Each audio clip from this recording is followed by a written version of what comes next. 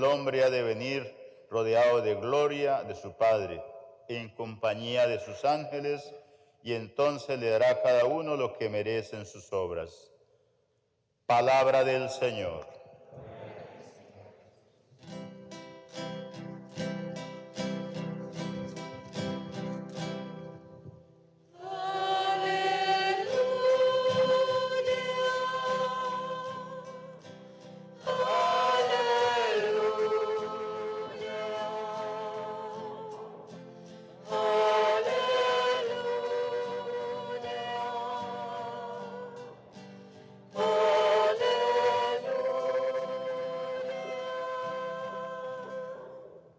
Siéntense.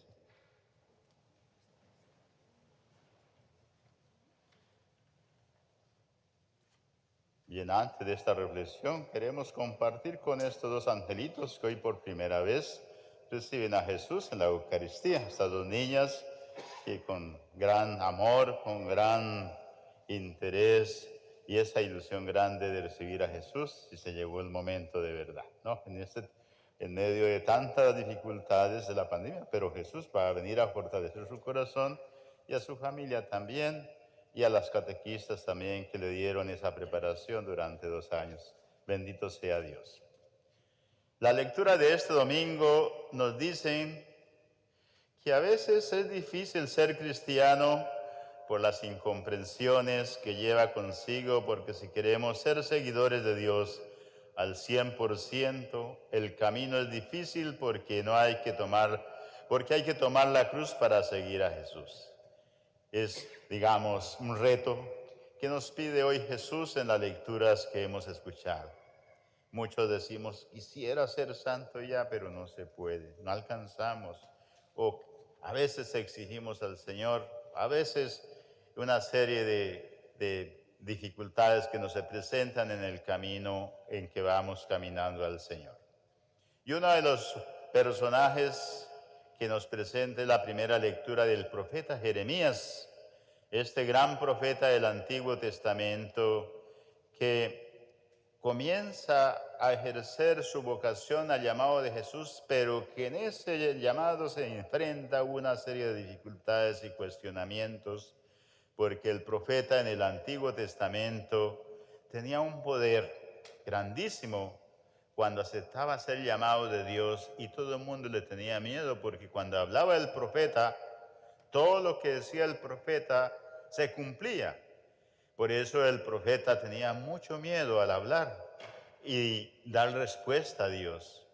Entonces, las palabras del profeta en estas lecturas tienen como una especie de, ¿cómo voy a ser, Señor? Y Jeremías dice, quien no reprime sus sentimientos, habla directamente con Dios y le dice, ¿por qué a mí? Y entonces las palabras, se siente como engañado, pero las palabras engaño en la palabra del Antiguo Testamento significa seducido, seducido por el Señor. Es como la palabra de hacer el bien, se siente uno seducido, pero tiene un enemigo terrible que es el mal. La seducción siempre de hacer el bien, de comportarse como Dios quiere, de dar respuesta, se siente uno bien, pero a la vez también se siente muy comprometido. Y todos nosotros tenemos esa experiencia. Quiero cambiar, como cuando voy a un retiro espiritual. Todo el mundo sale entusiasmado, analiza su vida y en fin dice, hoy yo quiero cambiar, mira aquella persona cómo habla de bonito, en fin. Pero después dice, ¿cómo hago? ¿Cómo voy a convencer a mi esposa? ¿Cómo voy a convencer a mi marido? ¿Cómo voy a convencer a mis hijos? Todo eso. Entonces se siente contra la espada y la pared. Entonces ahí está el atractivo de Dios. ¿Cómo resistir al atractivo de Dios? Porque todo lo que presenta el profeta es seguir al Señor y que el Señor se siente realmente atractivo, y es la felicidad, la confianza y la libertad. En cualquier caso, el profeta está metido hasta el cuello de problemas, porque el profeta, como un padre de familia en su casa, como un sacerdote, como un obispo, como el Papa Francisco, que conoce la realidad de su gente, la realidad de su familia, pues ve alrededor, al entorno y dice, mire, esto va bien, pero esto va mal. ¿Cierto? Los papás, esto no ha funcionado porque yo he caído en esto, no he sido responsable. Yo quisiera que mi familia fuera así, yo quisiera que mi comunidad fuera, falta esto. Pero ¿cómo decírselo a la gente? ¿Cómo decírselo a la familia? ¿Cómo decirle a los hijos? ¿Cómo decírselo al esposo, a la esposa? Esto anda bien y por eso nuestra vida es un fracaso. Lo que Jeremías le resultó particularmente fue que fue sometido a pruebas en sus responsabilidades, una prueba grande. Pues sufre precisamente porque ha sido fiel a su vocación, fiel a su vocación. Y es la cuestión, por ejemplo, en el matrimonio o en el sacerdocio. Cuando una pareja toma la decisión de su matrimonio, que es vocación, entonces se siente precisamente ahí comprometido y ahí encuentra y pone a prueba sus responsabilidades y pone a prueba también sus fragilidades. Interesante. ¿A usted no les ha pasado eso? Los catequistas, los líderes, cuando comienzan a dar respuesta, pone a prueba también esa parte linda también de lo que es lo lindo, las virtudes que tengo, mis capacidades, pero también pongo a prueba mis fragilidades. Eso le pasa al profeta.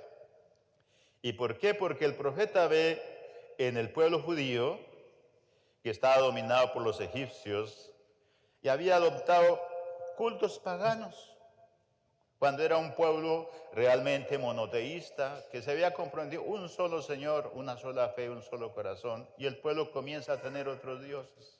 Imagínense. Entonces el profeta comienza a sufrir. ¿Cómo es que usted se comprometió y ahora fácilmente es infiel? Y mire cómo, ¿a dónde va el desastre? Entonces sufre muchísimo. El profeta ha denunciado que estas son adoraciones falsas y que había predicho la destrucción del pueblo de Israel. Por eso el profeta dice, si ustedes cambian de opinión y no siguen, este pueblo será destruido. Siempre nosotros que ponemos a prueba nuestra fe, nuestro compromiso con el Señor, nuestras responsabilidades, nuestra vocación, ponemos a prueba nuestra fe y ponemos a prueba nuestra vida y estamos construyendo nuestra destrucción. En una palabra, yo diría, nuestra felicidad. Habló de violencia e indignación de la gente. Por tanto, no solamente le habló a todo el mundo, a los políticos, a los religiosos, etc. Y por eso fue encarcelado. Su fidelidad al mensaje que le había confiado Dios fue la razón por la que sus contemporáneos lo trataron con conducta dureza. Y es algo muy interesante también porque pasando de Jeremías a los discípulos, al estar ahí, no entendían el mensaje de Jesús. Se acostumbraron a andar con Jesús, lo veían como ese maestro que hacía milagros, una persona buena para seguirlo. Pero de seguir a Jesús y de comprometerse con Jesús, había mucho que hacer. El Evangelio de hoy revela que está aclarando acerca del sufrimiento. Los discípulos seguían a Jesús con mucha tranquilidad, con mucho amor, como nos pasa a nosotros, ¿no? Pasa a nosotros cuando hay cambios de vida, nos sentimos, a veces lloramos, sentimos emociones. Pero Jesús comienza a decirles, ahora tengo que ir a Jerusalén y tengo que morir por ustedes, dar mi vida, sufrir. Y ese es el camino también de los discípulos del Señor. Entonces, de la emoción al hecho, hay todo un proyecto, todo algo que ir cambiando. Y eso es lo que nos pasa también a nosotros. Y ahí está el gran misterio de Dios. Y por eso el Señor dice, el que quiera seguirme, tome su cruz y me siga. Y entonces los discípulos se dieron cuenta en lo que se estaban metiendo. Que una cosa era decir sí y otra cosa es decirle, hay que seguirlo. Cambiar de vida.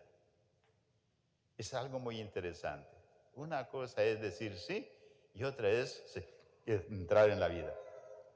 Están aprendiendo que servir a Jesús, responder al llamado de Dios, aunque esto sea algo bueno, no garantiza que la navegación sea fluida. No quiere decir que Jesús me va a solucionar los problemas, nada de eso, el seguir a Jesús. No, no. La única respuesta de Jesús, yo no le soluciono los problemas, pero voy a estar contigo para ayudarla a solucionar los problemas. Algo muy interesante es que el Señor, al crearnos a nosotros, al darnos la vida, nos olvidamos que Él nos dio una herencia muy linda el día de nuestro bautismo. No nos lanzó tirados ahí a ver qué pueden hacer, sino que Él nos dio una herencia para acompañarnos en nuestro caminar por la vida. Y yo quisiera que ustedes pusieran mucha atención a veces, porque a veces nosotros nos sentimos desengañados, tristes, desconfiados, inseguros, en fin, porque no utilizamos bien la herencia que el Señor nos dio para ponerla a prueba y usarla en el camino de la vida. En el bautismo hay un momento que después del sacerdote derrama la agua, que significa la gracia. Yo te bautizo en el nombre del Padre y del Hijo y del Espíritu Santo. Viene la unción del Santo Crisma en la frente y dice, y yo te unjo para que seas sacerdote, profeta y rey. En ese momento el Señor nos da la fuerza del Espíritu Santo, que son los 7 dones del Espíritu Santo. ¿Qué quiere decir? ¿Cómo voy a trabajar y cómo voy a caminar? ¿Cómo siento que Jesús está conmigo? Precisamente utilizando la riqueza, esa herencia que fueron los 7 dones, don de sabiduría, don de entendimiento, don de fortaleza, etc. Entonces, para decir, Él con Jesús me va a acompañar, le dice, utiliza la sabiduría, utiliza la inteligencia, porque generalmente nuestras metidas de patas es por ignorancia, por no utilizar ese don maravilloso que Dios nos dio. Al principio las cosas con los discípulos pues fueron buenas. Jesús era su favorito. Él había traído milagros, etc. Con todo esto no podemos culpar a los discípulos que no sabían nada. Por eso Pedro, en efecto, dice, Dios no quiera que le pase eso. Dios no, que tengas que sufrir algún tipo de sufrimiento. ¿Por qué debería ir mal las cosas cuando todo ha ido bien? Imagínense, un ejemplo es práctico el que estamos viviendo ahora, ¿no? Estas niñas, por ejemplo, las primeras comuniones, otros niños hicieron su primera comunión con procesión, fiestas, en fin, y todo eso. Y ahora nos tocó vivir este momento ahí. Pero eso no quiere decir que Dios no está con nosotros, está con nosotros. Muchos dirán, ¿y por qué tanto que rezamos, tanto que...? No, es que el sufrimiento no escapa al seguimiento de Jesús, ahí está.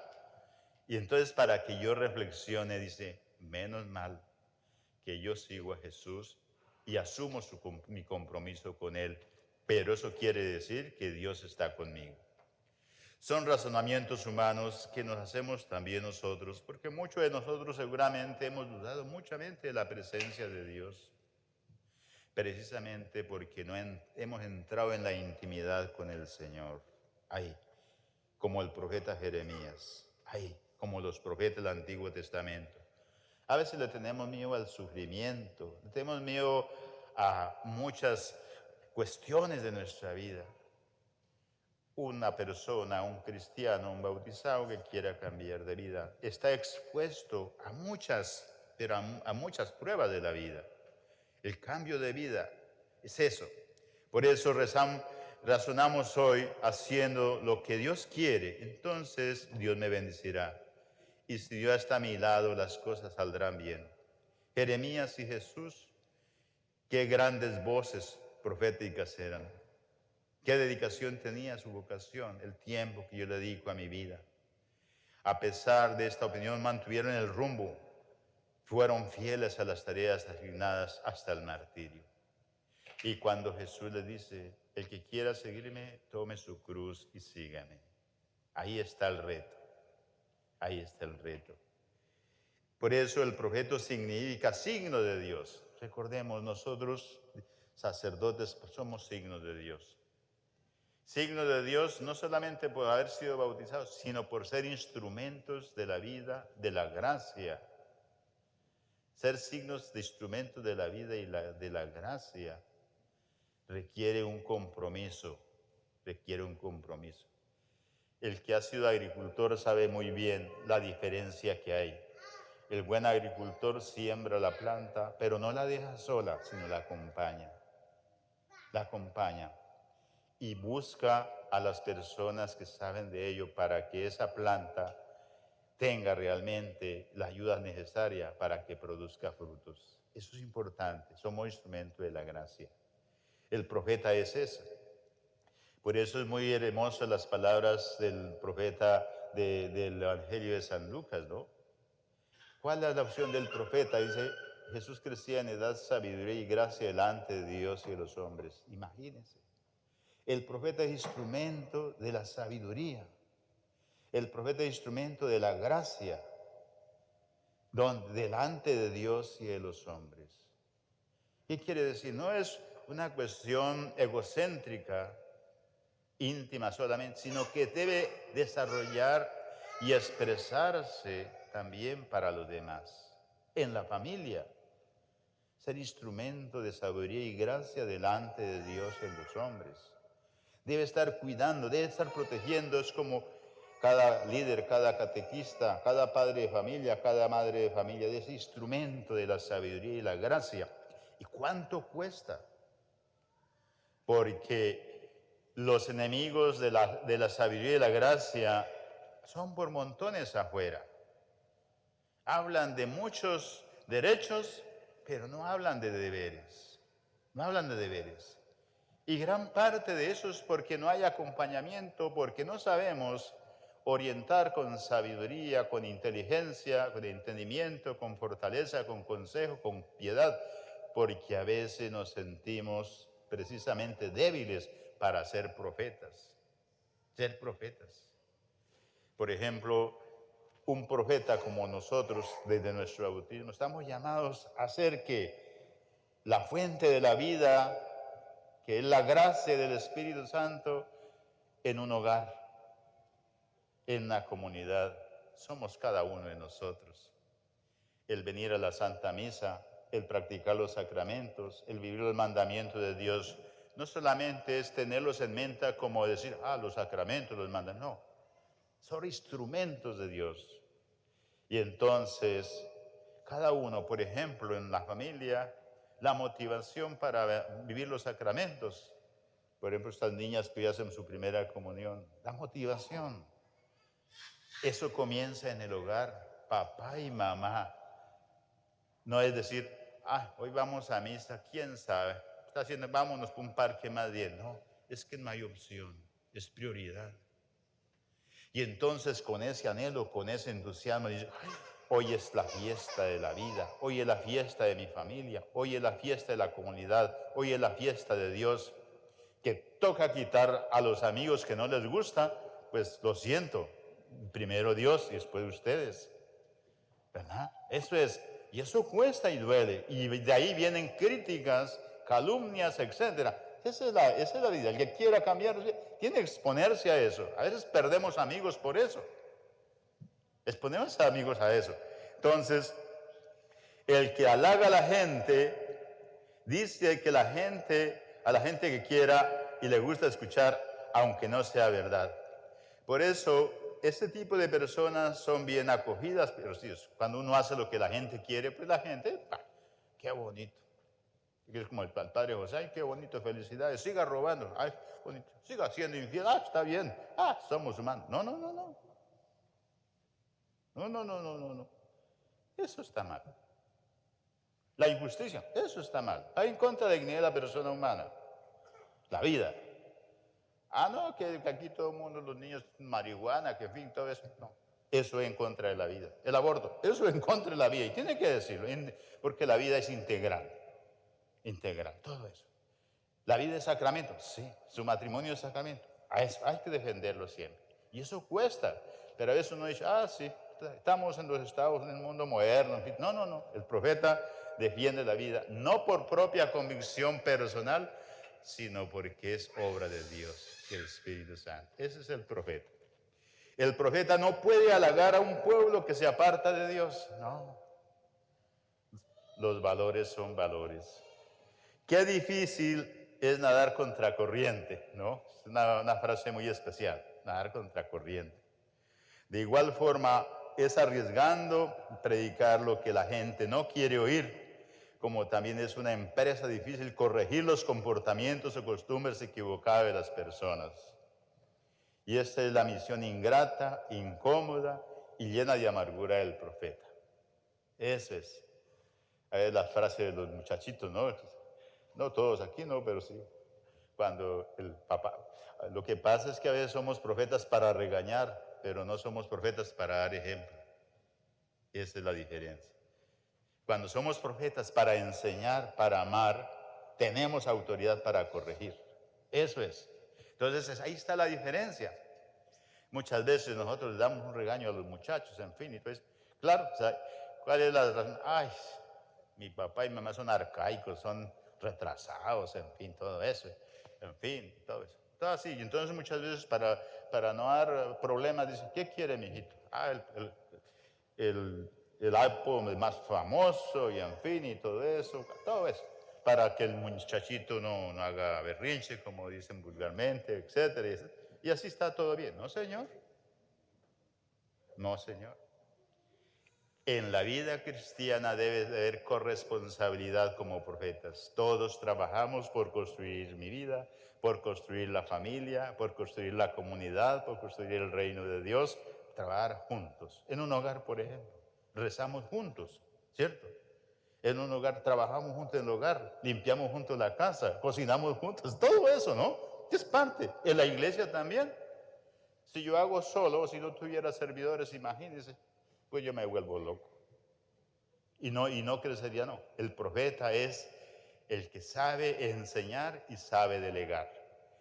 En el hogar también. Si sabe enseñar, sabe delegar y sabe compartir su responsabilidad. Por eso San Pablo nos dice hoy que nuestra vida ha de ser limpia y ejemplar. Mire esas palabras tan hermosas. Ha de ser limpia y ejemplar, ajustándonos a lo que agrada a Dios. Por eso el Evangelio de San Mateo nos dice, si alguno quiere venir en pos de mí, que se niegue a sí mismo, que tome su cruz y sígame. Al que se une a Jesús, Él les promete el descanso y alivio en sus tareas. Eso es. No nos pongamos cargas pesadas. A veces nos ponemos cargas pesadas. ¿Yo qué hago? ¿Yo qué hago? Y usted ora, no, padre, porque mi casa no me ayuda, me tengo que limpiar, tengo que hacer eso y no hay tiempo para orar. No, señor. Lo primero. Tal vez veamos muy heroico y alto el atreverse a seguir a Jesús, pero si es heroico en el sentido de que seguir a Jesús, ser cristiano, significa que en las pequeñas cosas, algo muy interesante para que entendamos todos, mire que la enseñanza de Mateo es tan hermosa, muy hermosa y muy práctica. Muy práctica, y en ese tiempo de la pandemia a la cual nos hemos reunido, tenemos que ser los más sencillos y sensibles y más humanos. Más humanos. Más humanos. Imagina la tristeza y las llamadas telefónicas, a veces familias que me llaman, padre, entró mi mamá al hospital, lo llevamos, en fin, porque supuestamente tenía una especie de gripita neumonía. Me la entraron y allá entró y no salió. Nadie dijo eso. Es triste eso. Triste eso. Le dieron las cenizas, pero no sabe si realmente es el nombre de ella. Qué tristeza. Y nosotros a veces no somos humanos para entender eso. Por eso todo eso que estamos haciendo con la ayuda de los protocolos es sabernos aprovechar al máximo lo que tenemos en el hogar, con una energía positiva desde Dios. Y ser también profetas en las cosas pequeñas. A veces estamos todos los días murmurando, criticando, una carga negativa. Por ahí les mandé un mensajito a los que tienen el valor de la vida. El valor de la vida. Y que tenemos que ir cumpliendo nuestro deber como cristianos tenemos que analizar nuestras tareas cotidianas con responsabilidad y con esfuerzo. No son cargas, al contrario, cosas bonitas. El modo de hablar, el modo de saludar, el modo de llamarnos, en fin.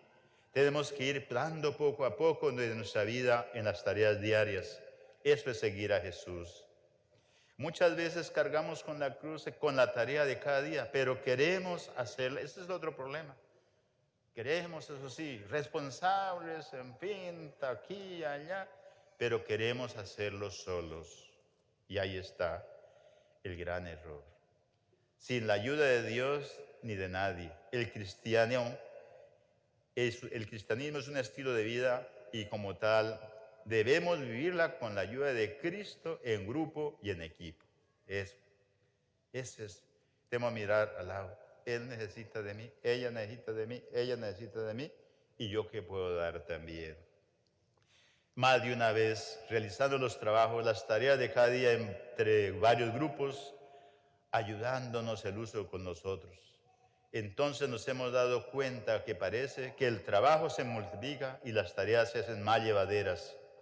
Las tareas se terminan antes y resulta más llevadera para todos. Qué bonito. Por ejemplo, ustedes hoy se miran todos en la misa con ese entusiasmo, en ese tiempo difícil. Y yo miro al uno con el otro, tiene ahí su tapabocas, su distanciamiento social. Y dice, qué lindo. Todos estamos en la misma sintonía del Espíritu de Dios porque nos amamos. Y ahora entiendo que Él me quiere, ella me quiere, porque somos hijos de Dios. Y que esa fuente de vida nació el día de mi bautismo. Y que hoy tengo que celebrarlo.